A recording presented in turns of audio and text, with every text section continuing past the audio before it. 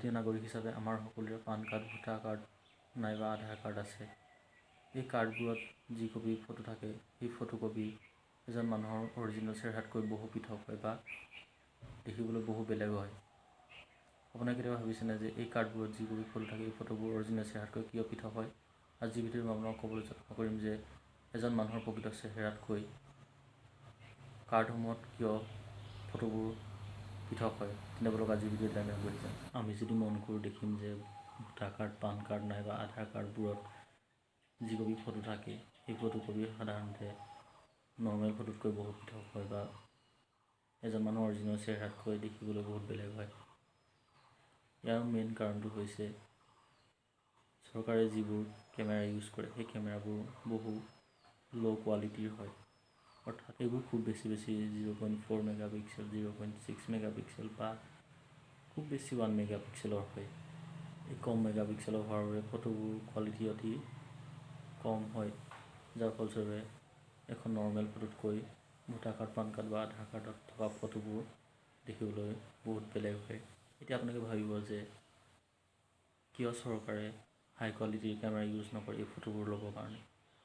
এটা কথা মনত ৰাখিব যে এই আধাৰ কাৰ্ড, পান কাৰ্ড বা ভোটাৰ কাৰ্ডসমূহত ভাৰতবৰ্ষৰ প্ৰায় 100 কোটি লোকৰ নাম অন্তৰ্ভুক্ত হৈ আছে।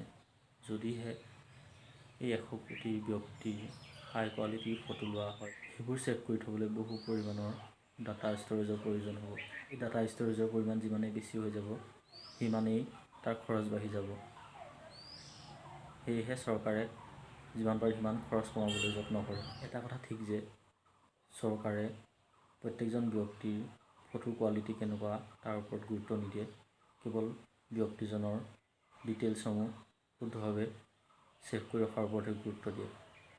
আপোনালোকে ভাবিব পাৰে যে কেৱল সাধাৰণ মানুহৰ ক্ষেত্ৰতে এনে হয় নে ডাঙৰ ডাঙৰ চেলিব্ৰিটি, পলিটিচিয়ানবোৰৰ ক্ষেত্ৰতে এনে হয়।